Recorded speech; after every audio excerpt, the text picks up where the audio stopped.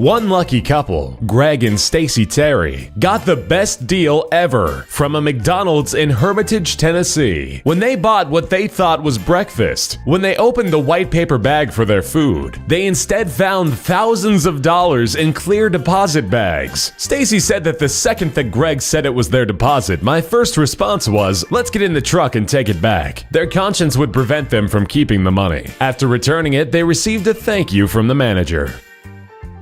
Sometimes it's best you just wait in line. On September 14, 2008, security cameras in a McDonald's restaurant captured what appeared to be just a man arguing with a young female teenager while waiting in line. It's reported that the argument was over a spot in line. All of a sudden, the man attacks her, hitting the teen in the face multiple times. The woman got treatment for her injuries, while the assailant got away and remains unprosecuted for the assault.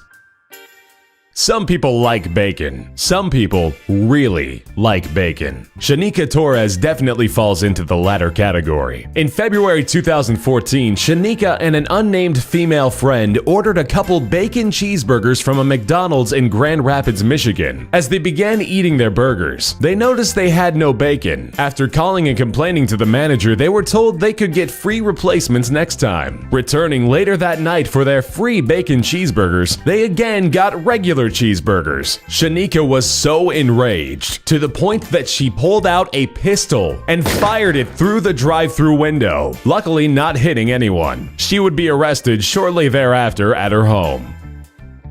Virginia Maiden, a resident of Kennewick, Washington, had woken up to discover her vehicle, a 1995 Toyota 4Runner, had been stolen. Distraught, Virginia made it to the McDonald's where she worked via public transportation. Luck would be on her side. Around 3 p.m. that same day, she called the police as her stolen vehicle was in the drive-thru line. Driver Catherine York was arrested before she could make it out of the parking lot. A male passenger would also be detained, but released as he was found to be unconnected.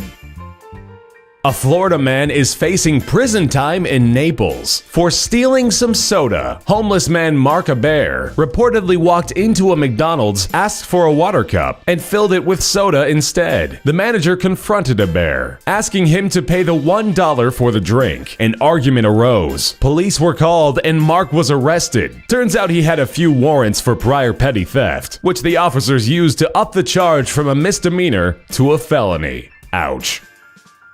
Two men in Murfreesboro, Tennessee, got more than upset when they felt that their cheeseburgers were quite messed up. Police responded to a scene called in by McDonald's workers when they apprehended Sean Mosey and Chris Slate while they were trashing the place, including throwing a brick through the window of the establishment, with no real motive for this crime. It was presumed to be out of anger, all because of their food being wrong.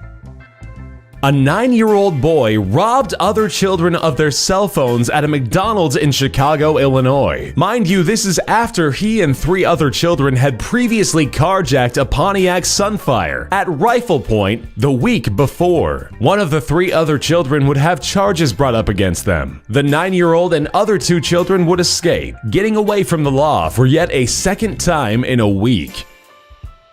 A McDonald's worker in Pittsburgh, Pennsylvania, was arrested for selling heroin through the drive-thru window inside Happy Meals. With the established secret phrase, "I'd like to order a toy," police were able to make the arrest of Shania Dennis at the McDonald's while she was working both her jobs. Investigations would lead to the discovery of 10 bags of the drug in the Happy Meals and 50 more on Shania herself.